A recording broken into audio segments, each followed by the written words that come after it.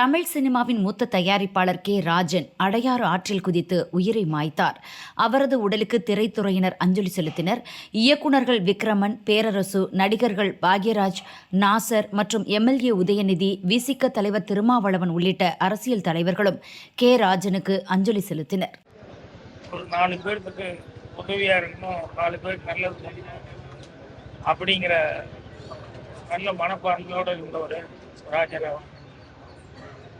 எனக்கு தெரிஞ்ச சாதாரண ஃபங்க்ஷன் பண்ணால் கூட சினிமா ஃபங்க்ஷனில், ஆடியோ ஃபங்க்ஷனில் யாராவது 4 பேருக்கு ஏதாவது ஒரு ஹெல்ப் பண்ணுவோங்க அப்படின்னு சொல்லி எப்பவுமே அவ்வளோ ஹெல்ப் பண்ணிக்கிட்டே இருப்பார்.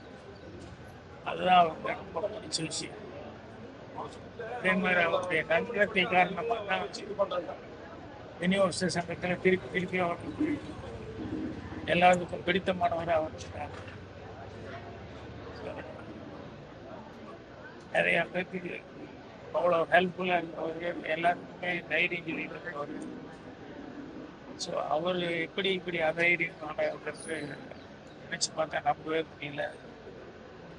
ரொம்ப கஷ்டமாக இருக்குது. சினிமாவுக்கு திரைத்துறைக்கு ஒரு பாதுகாப்பாக என்ன ப்ராப்ளமாக இருந்தாலும் திரைக்கதைக்கு அவர் திரைத்துறைக்கு ஏதாவது அவர் தான் முதல்ல குரல் கொடுப்பாரு.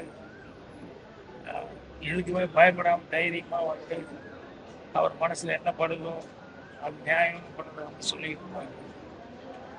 ஸோ நீங்கள் திரைத்துறைக்கு ஒரு பெரிய இழப்பு. எங்களை மாதிரி நல்லா பழகிட்டு இருந்தவங்க எல்லாருக்குமே மிகப்பெரிய இழப்பு. நல்ல உடல் நலத்தோடு ஆரோக்கியத்தோடு இருந்தவர். இன்னும் சில 10 ஆண்டுகள் அவர் நலமுடன் இருக்கிற அளவுக்கான உடல் வலிமை அவரிடத்திலே இருந்ததை பார்க்க முடிந்தது.